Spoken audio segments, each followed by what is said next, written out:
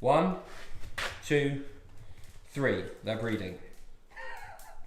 Okay, as you can see, we're at facing the other end of the workshop, and we have 2 new additions to the family. Grandad over here, who needs to go in for major knee surgery, and I don't know, what are we calling yours? Uncle Sam. The daddy? It's bigger than yours. Alright, okay, the daddy. So Luke's brought his Anvil down. One of the problems with having students coming down is that I'm finding it really difficult to manage Anvil space.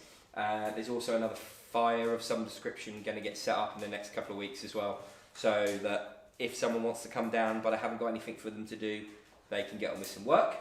And this Anvil here is one I found in a scrap pile, and I've rescued. Someone has attempted to try and fix it. I'll show you up close in a second. And also we've kind of got a name for it now. We think we know what it is. But if anyone else can help with a bit more information, that'd be great. So, this Anvil is going, hopefully... No, I'm not sure. Maybe that one will go up and we'll leave this one here. Anyway, so basically, there's a second workshop now, which I haven't seen. I will show it to you soon, I promise. But in the second workshop is where I'm going to be teaching the courses. It's just a big square shed, basically, quite light, with enough room to put 4 anvils, 2 leg vices, 2 fly presses, 2 gas forges, and a blackboard. There's a kitchen space, and there's also a warmer interior space where, if needs be, we can do woodworking stuff as well. So that's pretty exciting. I will be hopefully posting course dates before the end of February, hopefully by the end of the month, for people to apply to. They're on a first come, first served basis and all that stuff. But that's not why we're here. We're here to talk more about this. Okay, so here she is, and we've cleaned up this face so we can see some of the writing that's on it. We've got a 2, a 1 and a 19 here, and then we've got John, and we think it's Forrest or Forrester. We found anvils that relate to that name. So we've got JOHNFORRES, but then we can't actually see a T, but we know that there are anvils called John Forrester. Sorry, that was a bit of coke exploding. But someone said Forrester, but we can't see the E and the R, so we're not sure if that's correct. And then we've got WAR, then something,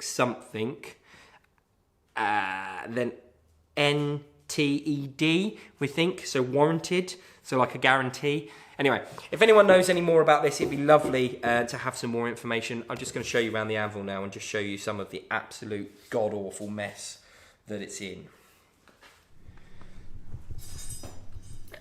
There she is, nice and close. I'm not sure if you can see that. There might also be something here, but no, I'm not 100% sure. But there's 2119 John, and I'm pretty sure FORREST, maybe not. And then W, I'm not sure if you can see the W there, WARRAN, or whatever it's, TED, perhaps, RRANTED, and then there might be something here. Someone also suggested that damage there, that's the face, and it's swayed really badly. That's because the wrought iron's compressed. But that damage there could potentially be due to pulling the clip over. Someone's had a good old go at trying to weld this up at some point. The hardy hole itself looks in good condition, but it has got a little, drops down a bit. The Pritchell hole's quite good. This is a little bit of a lump back here. That's going to show you. So this is the other side. We've got a bit more damage to the face. Has a considerable height drop from here to here. And then I'll take you around. It's a lovely forged object. I'll bring it around here. So this is, I don't know what someone's done here, but that's awful. I think I'm going to hard face this. Buy some hard facing stick rods. Buy some hard facing rods and grind these out and fill them back. But this doesn't seem to be very hard. I think this is raw iron. And then this shelf as well, this cutting shelf, this has happened. Just give you a bit of a profile there of the girl. But this bit here is, you know, just a lovely bit of forging. So, anyway, that's that. I haven't done an outro like this for ages. Classic Dan Moss, trust me on my blacksmith outro. Thank you, Luke, for lending me this anvil for the short time, and all the other people that are going to use and abuse it. He doesn't look so happy about that. And we got to 200 likes, so we'll definitely be fixing this up.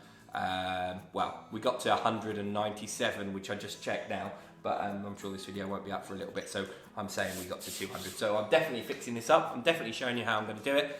And if you have any information about the anvil, I'd love to know a bit more. Thank you for joining us. If you did enjoy this video, remember to leave a like and subscribe if you haven't already. And if you are a subscriber, please ring that bell for notifications, because it will tell you every time I make a video. I make videos about twice a week, sometimes 3 times a week, make the occasional live. And yeah, comments down below. Let me know what you think of this anvil. Let me know what you think of courses, general chit chat and all that stuff. So that's everything. I will leave a link up here to a video that we made something the other day. I'll leave another link down here to a different video. This is my Patreon, and down here is the subscribe button. Thanks for joining us, guys and girls. Bye bye.